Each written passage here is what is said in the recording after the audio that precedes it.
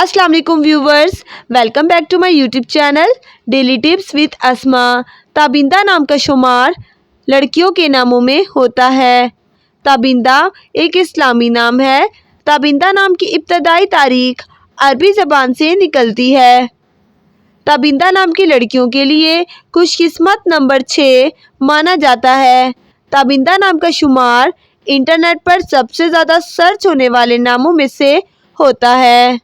ताबिंदा नाम के अफराद के लिए मुआफिक पत्थरों में नीलम पत्थर शामिल है।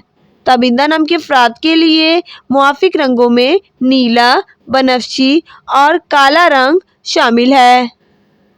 ताबिंदा नाम का मतलब है रोशन और चमकती हुई। ताबिंदा नाम की लड़कियों के लिए खुशकिस्मत धातों में हिस्सों के हिसाब से लोहा शामिल है। खुशकिस्मत दिनों के हिसाब से जुम्मा और हफ्ते का दिन शामिल है। फ्रेंड्स, अगर आप अपने नाम का मतलब जानना चाहते हैं तो कमेंट बॉक्स में अपना नाम लिखें। इंशाअल्लाह हम आपके नाम की वीडियो ज़रूर बनाएंगे। Thanks for watching. अल्लाह हाफिज़।